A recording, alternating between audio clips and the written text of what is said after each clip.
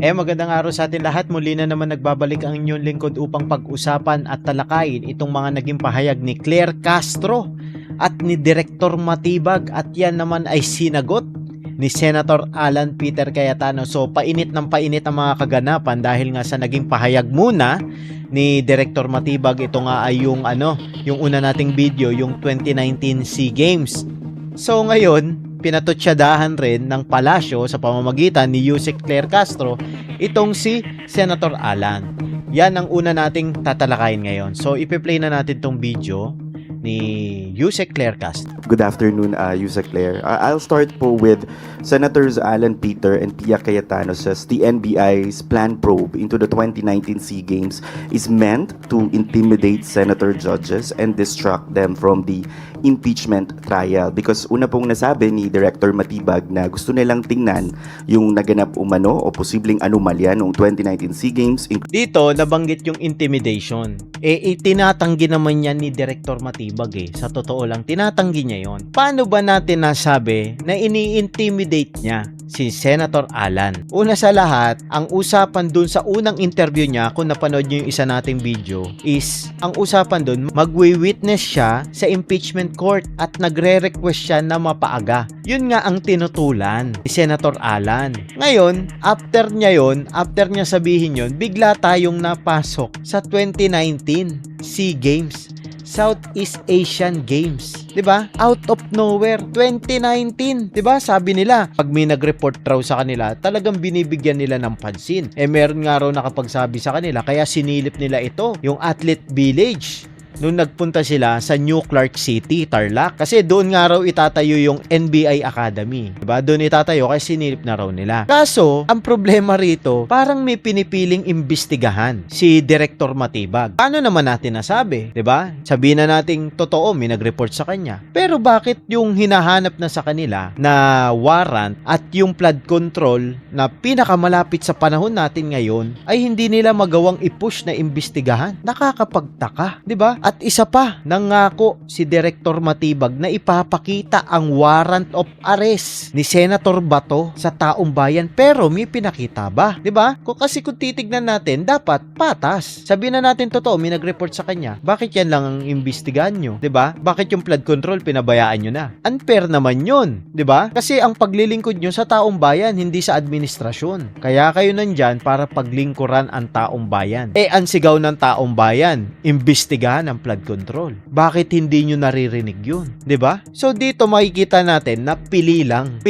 talaga yung iniimbestigahan nito ni Director Matibag. 'Di ba? So tuloy tayo. Including yung 10 billion unliquidated funds, lack of competitive bidding, and questionable 50 million cauldron or caldero. So una po, does Malacanang support this investigation, and how does the palace want to respond to claims that it is meant to intimidate senator judges? Unang-una po, mandato naman po ng pamunuan ng NBI na mag-imbestiga kung meron po silang naririnig, nalaman na anomalya. Bakit yung sigaw ng taong bayan na imbestigahan yung flood control? Ano nangyari? Nagrally pa nga ang Iglesia ni Cristo bakit tumahimik ang inyong mga bibig nung sinisigaw ng taong bayan na accountability, transparency, justice, and peace at don't bend the law? Bakit tahimik ang inyong mga bibig? Para kayong naging maamong mga tupa na hindi kayo nakibu dyan sa pwesto nyo. 'Di ba? Sabi, kapag may nag-report, karapatan nyo mag-imbestiga. Nag-report ang taong bayan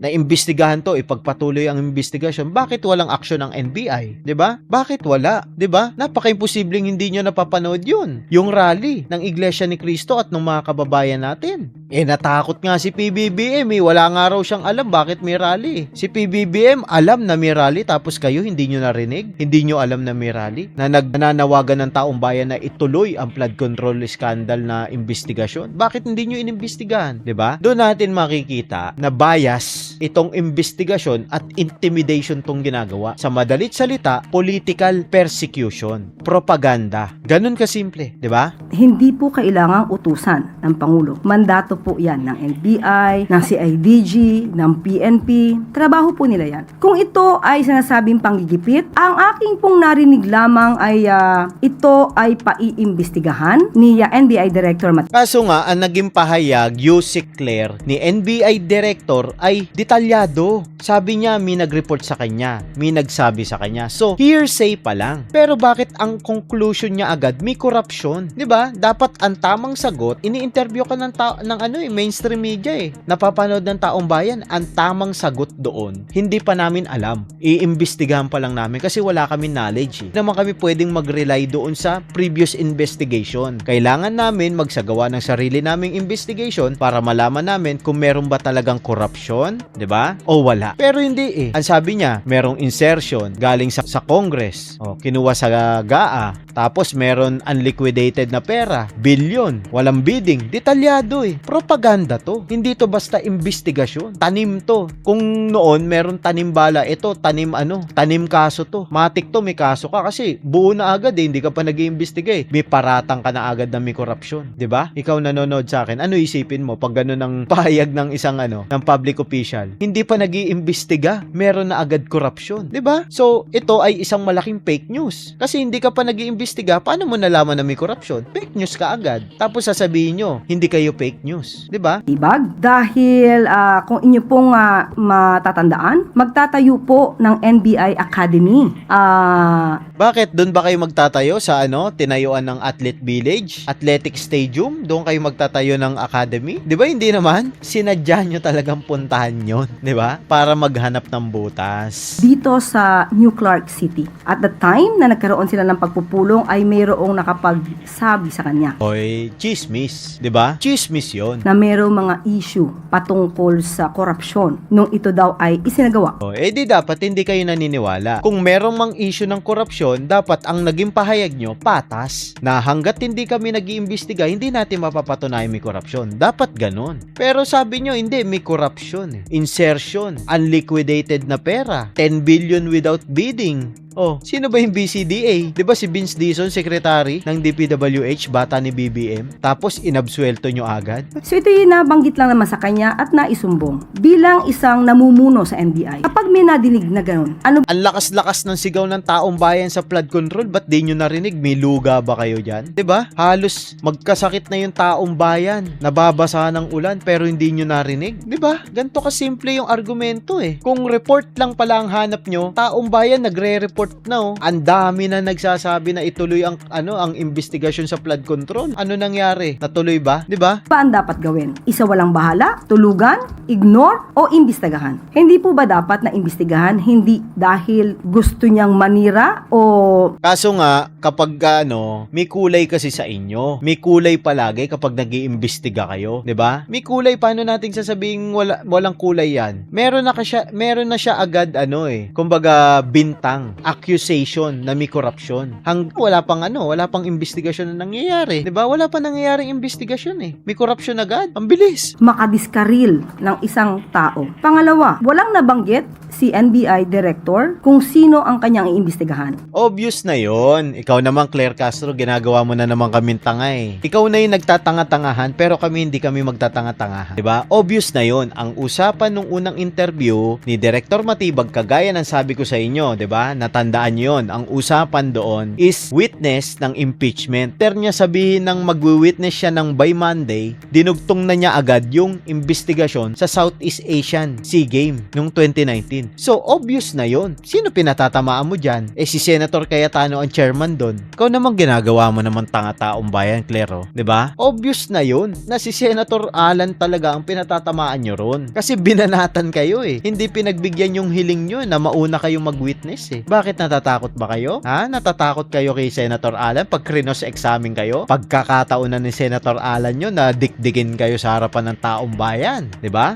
Makakaporma kaya kayo nun? 'Di ba? Yun kasi ang hindi nyo ine-expect, 'di ba? Kung tutuusin, kung talagang totoo yung investigasyon nyo, dapat noon pa yan bago pa mag-umpisa ang impeachment court, 'di ba? Ang haba-haba ng panahon, patapos na ang termino ng Pangulo, ngayon nyo lang isiningit yan. Kung kailan ma-hot seat kayo sa investigasyon, sa cross-examine ng senator judge. Obvious na obvious eh. Tatanggin nyo pa eh. Pero naitanong na isang reporter na nakabanggit ng pangalan. At ito naman ay sinang-ayunan niya. Sinabi niya na makikipagtulungan sa kanyang paniwala ay makakatulong ang bawat tao sa pag-iimbestiga. Bakit sasabihin na ginigipit? Tama ba yung word? Ginigipit?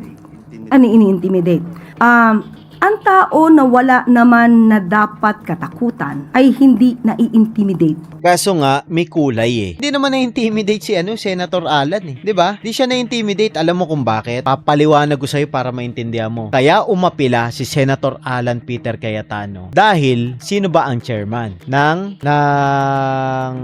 organizing committee noong Southeast Asian SEA Games? 'Di ba si Senator Alan? So, kapag nagsalita si Matibag, magkakaroon ng kulay yung pagja-judge ni Senator Alan. 'Di ba? Ang iisipin ng taong bayan ay hindi masyadong nagtanong si Senator Alan. Mukhang natakot kay Matibag. 'Di ba? Hindi natin alam eh kung anong iisipin ng taong bayan, hindi nyo rin expect, 'di ba? Na sumagot si Senator Alan. Hindi naman siya natatakot, 'di ba? Nga sabi niya mag-imbestiga kayo, 'di ba? Mag-imbestiga kayo. Huwag nyong i-intimidate ang korte, ang impeachment court, ang senator judge kasi hindi nyo may intimidate. Fair warning ang ginawa ni Senator Alan sa inyo. Kayo ang masyadong defensive. Real talk 'yun. Kahit kailan. Ang pag-iimbestiga na gagawin dahil meron naman talagang issue noong pang 2019, hindi ito pang-i-intimidate, hindi ito panggigipit sa mga taong wala namang ginawang mali. So hindi dapat magkaroon ng reaksyon na dahil iimbestigahan lamang ay sila ay iisa-isahin na. Kapag ganun kasi ang mga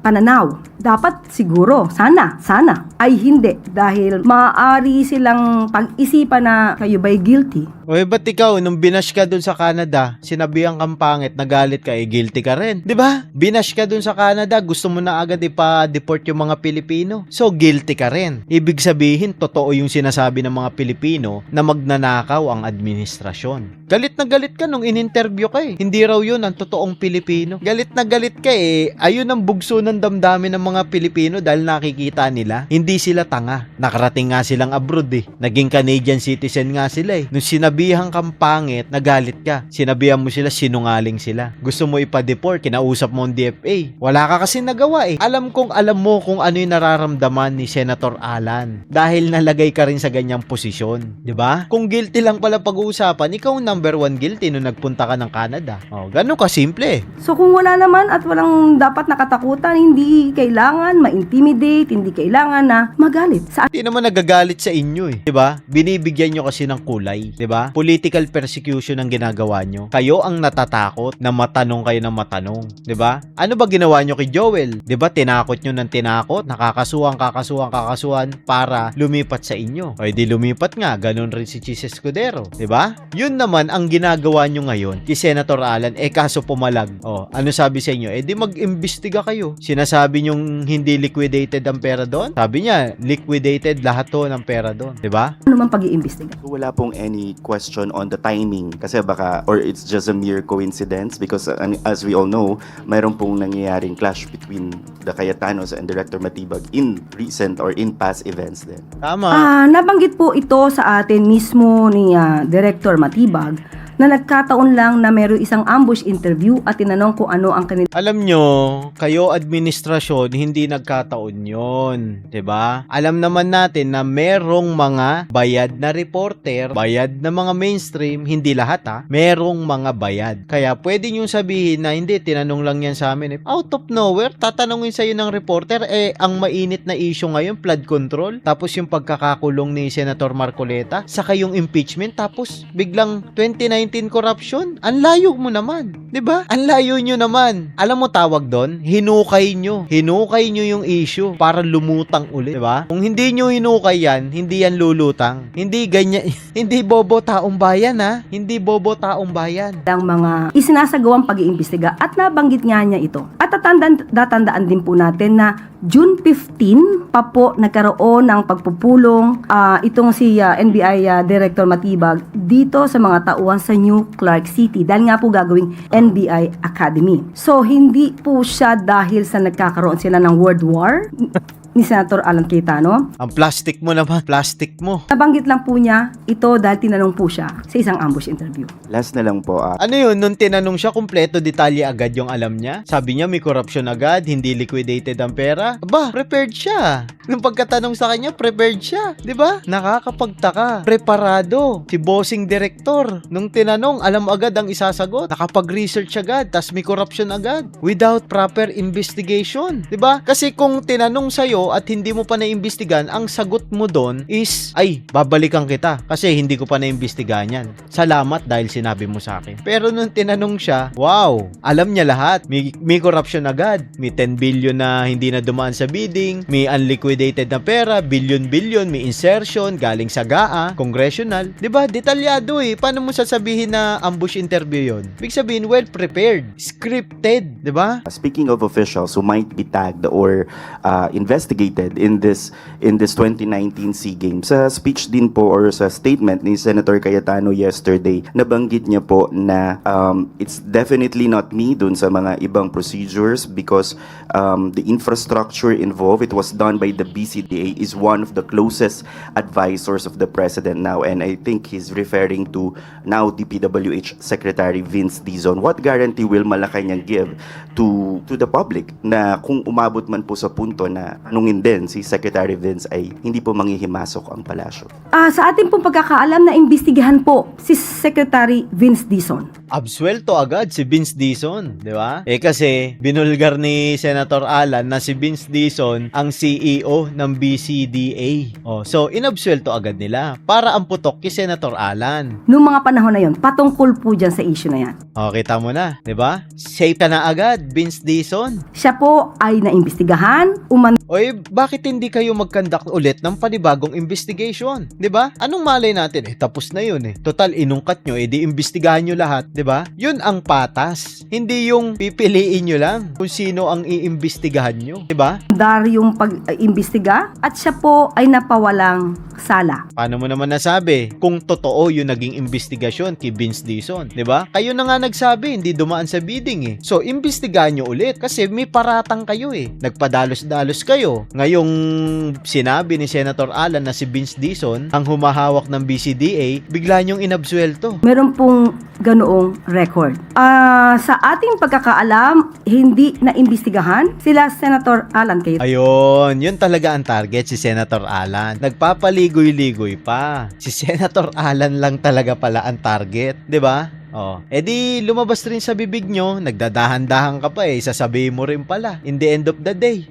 Target nyo talaga si Senator Alan Peter Cayetano, 'di ba?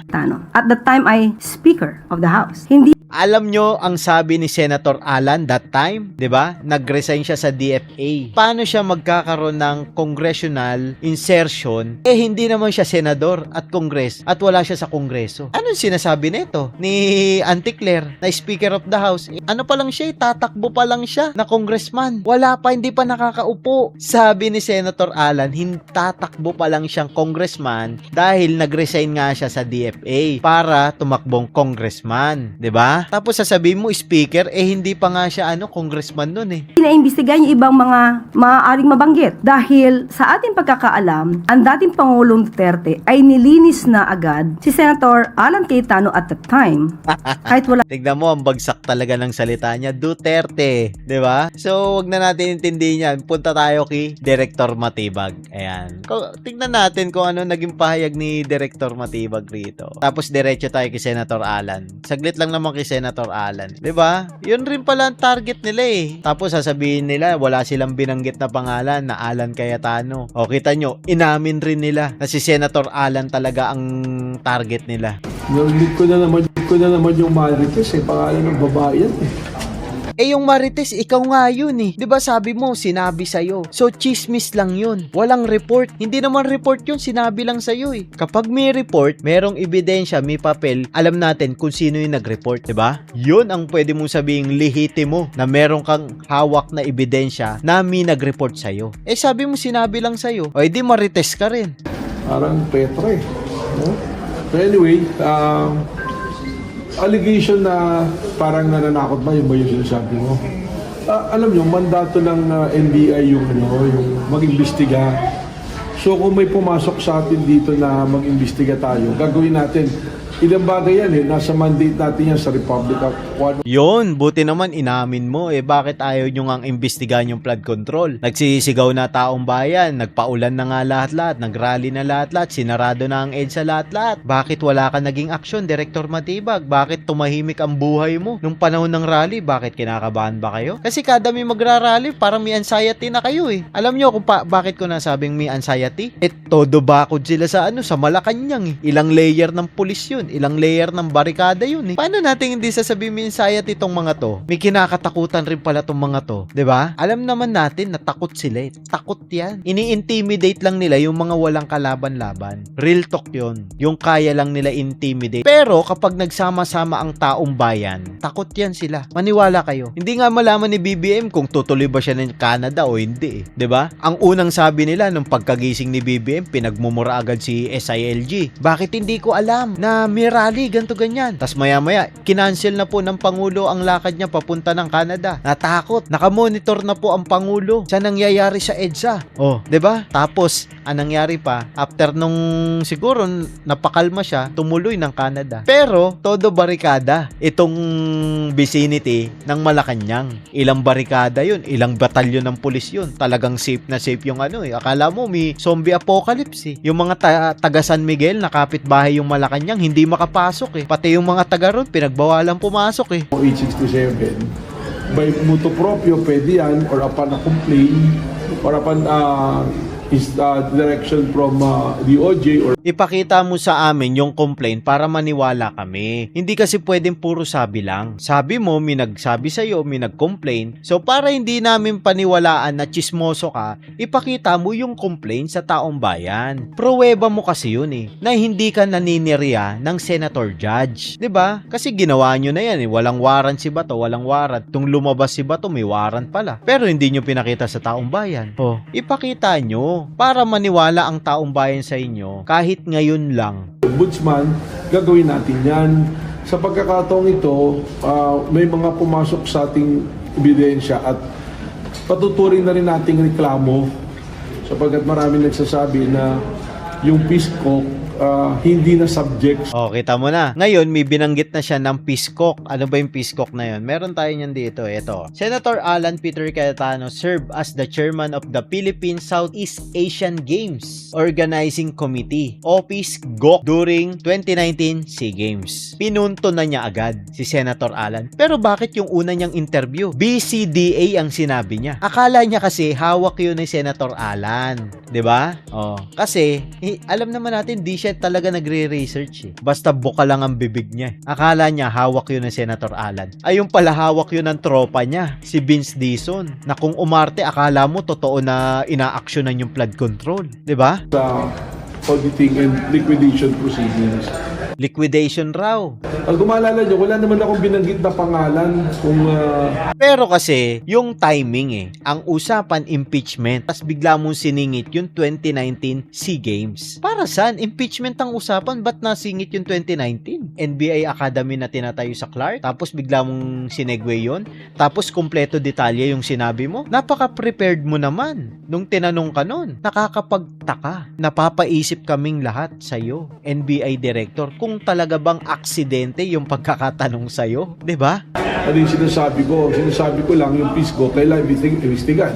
Kaya nagulat ako na nagkaroon ng reaksyon na gano'n. Talagang magkakaroon ng reaksyon na ganon kasi masyado kang detalyado magsabi. Billion, unliquidated na pera, hindi dumaan sa bidding yung 10 billion pesos na project. 'Di ba? Sabi mo, tapos BCDA pa. Tapos may insertion ka pa sa Congress na sinasabi na galing sa GAA. Detalyado natural magre-react ang tao dyan. 'Di ba? Imbis na sabihin mo dun sa nagtanong sa'yo, hindi pa natin kasi alam kung may corruption o wala. Yung pa pala, sinabi mo may corruption agad. Hindi ka pa nga makapag-imbestiga. Common sense. Detalyado yung binigay mong information, tapos sasabihin mo, ba't may nag-react? Inano mo kumbaga, tinukso mo yung tao na palagan ka ngayon pinalagan ka, magtataka ka. Prepared ka sa sinabi mo Alam mo kung ano yung sinasabi mo. Tapos ngayon, pa-victim ka, na ang trabaho nyo mag-imbestiga. Nandoon na tayo, talagang mandato nyo yan, yung trabaho nyo. At maraming salamat dahil ginagawa nyo yung trabaho nyo. Pero kasi dito, halatang halata ka na tinitirya mo si Senator Alan. 'Di ba? Out of nowhere, tapos super detalyado pa yung sinabi mo sa interview mo. O ano isipin namin? Di pinaghandaan mo yung interview. Di set up yun. 'Di ba? Sir, sundutin ko yung tanong ni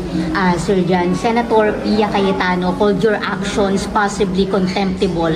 Your reaction on that, sir? Hindi ko alam ba't saan manggagaling yung content tayo dahil wala naman tayong ginagawang pananakot.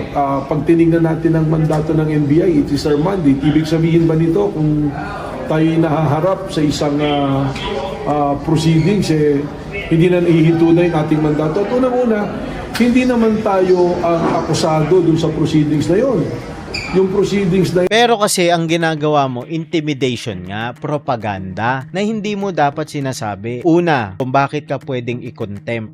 Sabihin na nating totoo yung sinasabi mong ambush interview, bigla na lang sinabi sa'yo at may nag-report sa'yo. Kaso, ang naging reply mo doon sa nagtanong sa yung reporter is detalyado yung sinabi mo about sa Southeast Asian Games. Masyadong detalyado. Kaya hindi mo maalis sa mga tao na ini-intimidate mo yung kabilang panig. Ganun kasimple, Director Matibag. Alam ko namang alam mo yan Nagpapabiktim ka lang. Real talk yun, nagpapabiktim ka lang. 'Di ba? Pero yung sinasabi ko para sa kaalaman ng taong bayan. Imbis na ang isagot mo, hindi pa kasi natin ay imbestigahan To be fair lang sa mga dating organizer at mga kasama doon sa SEA Games, dapat ganun ang naging pahayag mo. Baka sakaling sang-ayunan ka pa ni Senator Alan. Kung ang naging pahayag mo, kagaya ng sabi ko, na hindi pa natin naimbestigahan, hindi pa natin alam kung meron talagang korupsyon. Babalikan natin yan. Bigyan nyo lang ako ng time para mabigyan ko kayo ng mas maayos na detalye. Diba? Kasi ngayon, hindi ko pa pwedeng sabihin na may korupsyon. Kasi hindi pa kami nag-iimbestiga. Although noon, meron nang nagawang pagdinig at napatawag na rin yung ibang mga tao dyan sa iba't ibang sangay ng gobyerno. Pero kami, hindi kami pwedeng magbigay ng conclusion agad hanggat hindi kami nakapag-imbestiga. Diba dapat ganun ang pahayag ng isang public official as professional sa kanyang trabaho. 'Di ba? Hindi at tirada mo may korupsyon. Unliquidated na pera, hindi dumaan sa bidding, galing sa insertion sa congressional. Ang problema doon, tatakbo pa lang congressman si Senator Alan. Hindi pa siya congressman. Paano siya sasabit ron? yan ay ako itatayo lamang testigo. At based on the pre-trial order, ako ay testigo not only for the prosecution but also for the defense. So hindi ko po alam saan nanggagaling yung sinabi na tayo ay nananakot or kung ano pa man. Pero sir, direct yung isa pa pong sinasabi, bakit hindi nyo na lang daw po investigahan quietly, ba't kailangan i-announce pa? Ano daw po ba ang intention? May nagtanong po tinanong sa akin, so kailangan ko po sagutin. 'Di ba? May nagtanong sa kanya. Totoo naman, kailangan niya sagutin 'yun kasi kailangan malaman ng taong bayan. Doon, pabor ako sa kanya. Pero the way niya kasing sinagot, sobrang controversial na talagang may intention siyang mang-intimidate. Ayun, may na-intimidate, may na-offend na tao. Di inanuhan siya, sige, mag-imbestiga ka. Pinalagan siya. Confident yung taong yun si Senator Alan alam niya kasi wala siyang ginawang masama. 'Di ba? Pinalalabas kasi netong mga to, meron siyang ginawang masama. Pero hindi nila alam na confident yung tao kasi wala talagang ganun. Wala siyang naging ganun doon sa naging project niya doon. Sa pamumuno niya, hindi siya pumera. Sa madalit salita. 'Di ba? Dahil kung hindi naman natin sasabihin, ang publiko sasabihin, tinatago natin yung mga investigasyon. Totoo yan. Talagang iisipin ng publiko, tinatago yung investigasyon. Pero ang iniisip ng publiko ngayon, marites ka lang. Kasi wala ka pang ebidensya, meron ka ng conclusion. Anong tawag doon? Political persecution. Ganon kasimple. Propaganda para sirain ng pangalan ni Senator Alan sa taong bayan. Kasi binanggit mo agad may corruption. Wala pang ebidensya. 'Di ba? Kagaya ng sabi ko, bago sila dapat magsasalita, taong bayan, maging mata matalino. Magpe-present muna ng ebidensya. Doon tayo magbabase sa mga investigasyon nila, sa mga ebidensya, hindi sa salita. Kasi paninira lang yun. Kailangan legit, may ebidensya ka na imbestigahan mo, na matibay yung ebidensya mo na pwede mong iharap kahit kanino sa hukuman na alam mo mananalo ka. po. So kailangan po nating ipaalam. Just like any other investigation na dapat at gustong malaman ng tao, may public interest, kailangan nating sabihin sa tao. Marami po tayong iniimbestigahan na viewed with a huge public interest. Matagal na nga po ito katanungan. Katunayan, this is a subject of a Blue Ribbon investigation by Senator Dick Gordon. Siya yung namumuno noon. Na ito'y nahinto. Hindi nagkaroon ng Blue Ribbon Committee report. So, siguro may interest yung publiko kaya may nagtatanong sa atin. Ano po? Alam mo, Director Matibag, ang interes ng publiko flood control. Ilang beses kami nagsisigaw sa kalye, nagrarally, bakit di mo naririnig? May luga ka ba? 'Di ba? Ang dami-dami namin, di mo kami naririnig. Sabi namin ituloy ang pag-iimbestiga sa flood control. Narinig mo ba kami? Pero eto, katagal-tagal na, saglit lang na umingay. Halos di nga namin alam kung umingay ba yan eh. Binulong lang, 'di ba? Tinanong ka lang, tapos kompleto na agad yung sagot mo. Ganun ka ka-active pagkalaban nyo. Dito makikita natin, ayan, sa mga basher na nanonood, yung pagkabayas ni Director Matibag. Actually, hindi natin siya kilala personally. Kaya, hindi naman natin siya inaatake personally. Kumbaga, kung titignan kasi natin yung style niya, wala pang ebidensya, meron ng conclusion. Yun ang hindi tama. Sir, kung may, sorry po, last na ma'am, kung may gano'n na pananaw, yung isang senator judge, are you ready, sir, to face that possibility ang ma-contempt bilang kayo ay haharap next week bilang testigo, hindi po? Well, ano po ba yung mga rason sa contempt? Dalawang bagay yan, direct saka indirect. Wala naman po akong ginagawa yatang paglabag. At again, ulitin ko, lubos po ang paggalang natin sa Senate Impeachment Court, including its members. Ano po? Kung ginagalang mo, bakit ka agad nagsalita na may korupsyon? 'Di ba?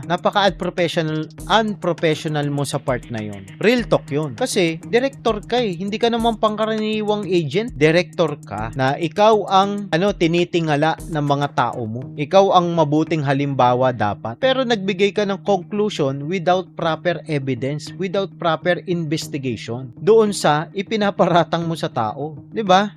Sa totoo, nakapagtaka dyan, yung pong mga judges natin, they have to exhibit the impartiality, yung pong called neutrality and impartiality of a judge.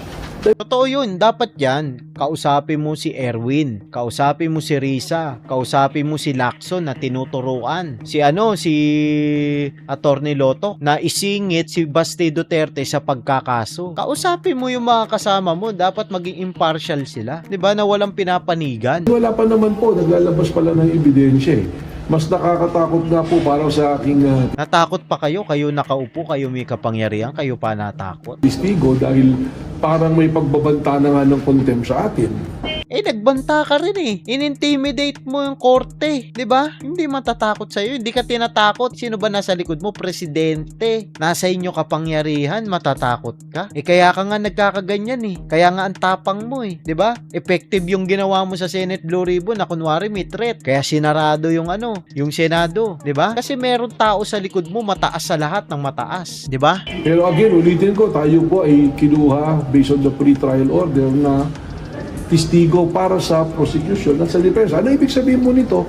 Ang atin pong ilalahad dyan kung ano ang naging pong findings po ng National Bureau of Investigation sa usapin po ng impeachment, particularly on the issue of great threat and inciting to sedition. Isa lang ang tanong ko sa'yo, kung ready ka na ba? Kasi yung mga bata mo sumablay, hindi ready.